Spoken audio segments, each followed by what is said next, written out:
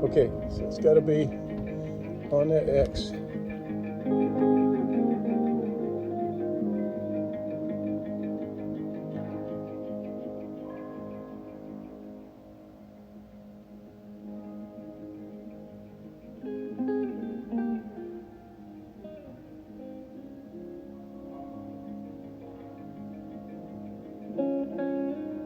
Not all your cute chicks. Don't follow through.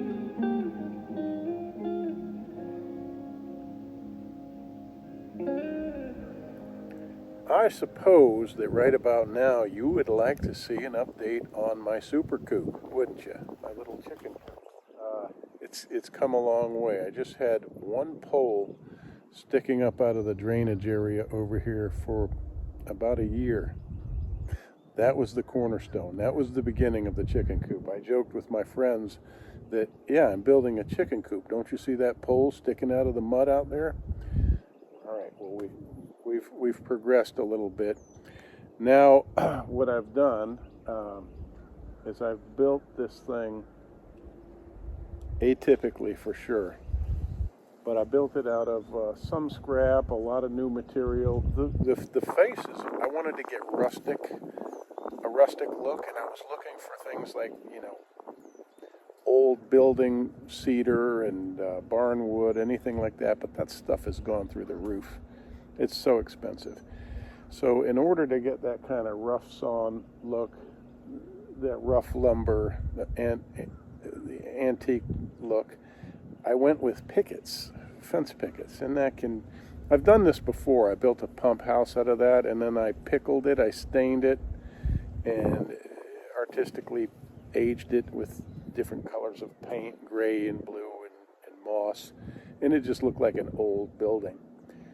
But with these fence pickets, I can replicate that. Now, you'll see a stained glass window there. That looks fancy, I know, but I didn't pay for that. It's more scrap that I had available in my barn, in my shed. That is from an old fireplace screen. Take a look at it. The things you put in front of your hearth so the dampers don't pop out. It's really cool. It's a leaded stained glass piece. Now, if I were to buy that from an old church or something, that would cost me hundreds of dollars. But I've got two of them that are the side panels, and there was a centerpiece that is now broken. But that's what I'm using there, and I have a matching one that I can put over there. Now, right here, look at the roof system. This chicken coop basically cost me about $500 to construct, maybe a little more when you add hardware, etc. But in that range, which is really good for let's say it's an 8. I think I did 8 by 6. Yeah. So what you see over here is the beginning of the construction of a little greenhouse lean-to, just for little plant, a couple of shelves or little plant trays to keep them from being killed by the frost in spring, which is where we are right now. We keep having these frosts, which have killed some of my plantings. But this roof is really cool. I've never used this. I think it's like an asphalt kind of material. But it's very, very versatile, very easy to work with. Look, I got Charlie up there. I can't remember. Oh, I was in Asheville, and I went to one of those consignment shops and found that for a reasonable price. But this stuff cost me, I don't know, $25 a sheet or something like that. Very cool material. Made a good roof. I had an old doorknob that I picked up at a thrift shop. This is an old brass doorknob. Oh, look. He's scared. Yeah, they think. Run away, quick. Oh. And he's not even paying attention to him. Yeah. There's a turkey. No, that's a chicken. Good boy. Sweet. Sweet little baby. Well, let's look at the way you set it up. Yeah. So I have. No, you stay out of there, Poe. Don't bang your head. Poe, stay out of there. Okay, bye. Um. Bye, gals. So, what's that? That is a waterer. That's a an 5-gallon waterer. automatic waterer. Automatic waterer. Yeah. And What's this? that is also a waterer, but it's not automatic. Gotta fill that one up.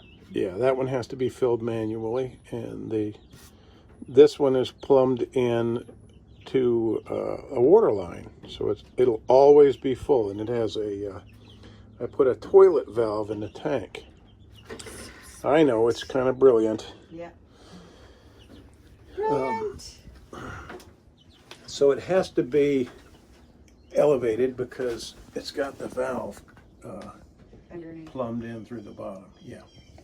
And of course I'll have to insulate this line come winter and bury it down under there. The feeders are gravity fed. And what I did, this is a 2.5 gallon because I didn't have a big square jug. All I have are round jugs, and these contour better on a flat surface. Oh, yeah. See, several of them can eat.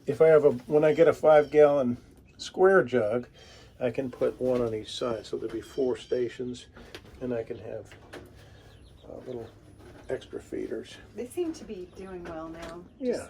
Just, let their friends eat. Mm-hmm. And don't eat each other. Yeah. So this is where So I keep all my cute chicks. not all your cute chicks. Yeah. Don't fall through.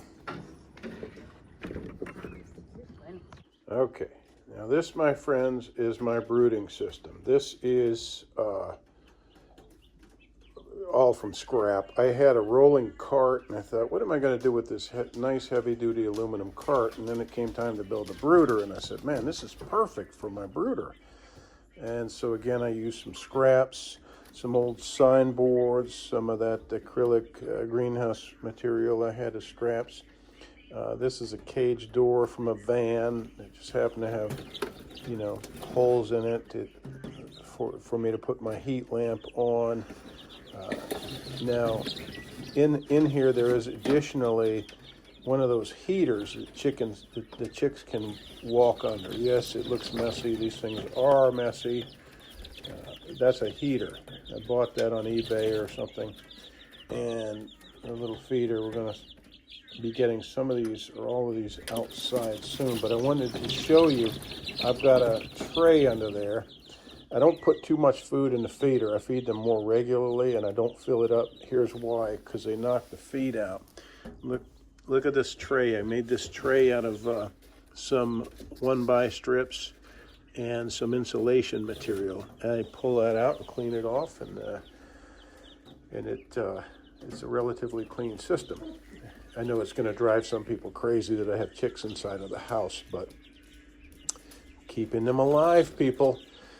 We move them around. I have them outside sometimes. That's the beauty of a wheel cart. Now look at this thing that I pieced together. Let's see if you can see it. See that? Okay, you see that little drinker down there? You clean that out with this. Buy one of these at a dollar store, baster, and you can suck that. Anything that goes in there from their beaks, you can suck it right out and dispose of it. And I have a 2-gallon container, I believe, here. And I have some hose that goes to the drinker. And I just tapped into the bucket there, and then I can run a gallon at a time. Let me show you what kind of drinker I'm talking about. Now I used to have float tank trays and drinker cups like this, but this is the new kind. I highly recommend these because what happens is they've got a valve in here, and it's high up in here, high enough so that the sediment down at the bottom of the drinker does not clog your valve. You don't want those little things that have the valve trigger sticking down in here that they presumably hit with their beaks and open the valve to let water in. Those are always overflowing and always getting clogged up in the valve and leaking, and they're just ridiculous. They'll rust and rot your cages out. Why get those when you can get these more advanced ones? What happens is they fill half full of water, and that shuts that valve in there. See that? As soon as that fills halfway with water, as is evidenced right here. See the chicks drinking? Are they drinking? Yeah, one of them was just drinking. You just put it at the right height. See? Put it at the proper height so that it doesn't hit the bottom of the cage. Again, I like wire floors. In this brooder, I put paper towels down under the heater. It's always a mess. It's always going to be a mess. People think wire or shavings, pine shavings are so humane and comfortable, but that just has your chickens sitting in poop, you know, and that's not really healthy either. So this is a finer mesh chicken wire floor, and again, they have paper towels for comfort to sit on and lay on. So this is a fantastic way of watering your chickens, your baby chicks. You don't have to fill this but every few days, if that. And I take my wife's working out over there. I take my coffee grinder and I grind up the feed, because they give you this. Look how big that chick feed is. Chicks can't eat that. New baby chicks cannot eat that stuff. You got to grind it up, or you've got to find a good brand of small crumbles that they can actually eat. Look at that. Perfect system. What can I tell you? From years of trial and error, I know it's preferable to have a kind of a hutch where you can open a door and put your hands in and load chicks in, load chicks out. But this is easy for me. Go for it, Jen. Kill those zombies. This is her new workout deal. Let me also tell you this. These can be run in circuit. You see these little attachments, a 1/2-inch PVC that goes straight to the valve. They're threaded in here, and you just hook them right up. You can use little tape. It's not going to be high pressure, so they won't leak, and they're going to be outdoors. You can have, 5 or 6 of these, however many you want, outside of your coop or in your chicken run or wherever you want to quench your chickens. Again, the beauty of these is they fill halfway up and they stop. And you don't want to attach these, if you do these outside, you don't want to attach them to regular plumbing, your regular water supply, because that's too much pressure for this little valve. So what you want to do is just have a pressure regulator in line before the water gets to these valves, so that you're not going over whatever it is, 3 psi that these can handle. Okay, so something else you can do is use a float valve for a toilet. Get a little tank, a big bucket or a tank, and put a float valve in there, and then from that tank feed your line of chicken waters. Does that make sense? I'll make a video. I'm going to do that on the chicken house, and I'll make a video for you. Another important thing, let me tell you about this chick feeder. This is a starter. You can get start, grow, whatever you want. And these feeds, you want to get a feed that has something that kills coccidiosis, which is something that gets in the chicken's intestinal tract, and it'll kill them. They'll bleed out of their anus and die very, very quickly, within hours, 48 hours or something like that. And they pick it up. If you've got it on your property, you can't really get rid of it, and the chicks will always get it. So you protect them with medicated feed, or you add a medication to their water. Don't do both. There are all kinds of things to address coccidiosis, but don't do multiple meds and kill your chicks that way. This, I think, has amprolium in it or something like that, and that works just fine. So what I've done over here is I've created a chicken run that goes off along the perimeter, the side of my property, right? So I'm not wasting yard space out here. And I was going to bring this chicken run right to the wall here and have my automatic door down here and then just run them out that way. But that impedes my access to the side of the coop. So instead of that, I've created this ramp system. It goes out over the drainage area, and it's going to be a tunnel. It'll be covered with wire, and that will provide access to the run for them. This is all going to be rocked. It's rocked on that side, and it'll be rocked on this side. Or I'll bury treated lumber, something to keep because these animals will dig in to the run. Not so much during the day, but I'm going to do this anyway. They're not going to be out here at night, so in daytime they'll be completely protected, is my hope. Because, like I say, fox and possum aren't going to come out in the day and dig this up. At nighttime they'll be tucked away. But yeah, it's going to be really cool.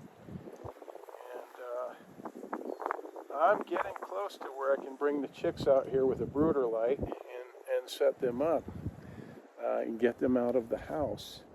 What else? So I'm going to build I've ordered some avian netting. This gets covered with wire. Everything has to be covered on all sides because A, your chickens can jump right out of that and get killed. And B, hawks, no matter how high you have it, the hawks can always go down in it and get your chicken.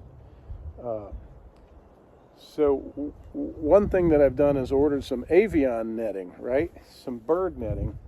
And I'm thinking of having a kennel out here, a kennel that I can drag around the yard up to, say, 10 by 10, which is pretty spacious. And what I'll do is I'll bring that close to the coop,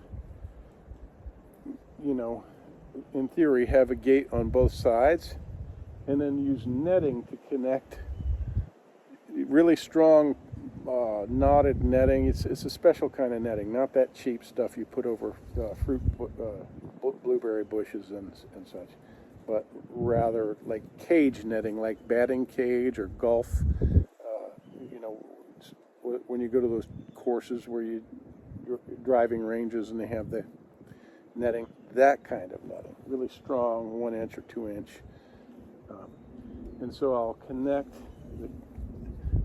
I'll have some posts set out away, maybe 5 or 6 feet away from the coop, and have all that netted over and on the sides, and then draw the kennel up to it, open the gate and funnel them into the kennel, close the gate, and then I can drag the kennel around the yard this way. Those are just ideas. I'm not sure exactly what I'm going to do. That will ruin the aesthetics of it, but who cares? You know, it's just vultures. No. We don't have dead chickens here. Thanks for watching, everyone. Be sure to check the description below for links and other information. Be well.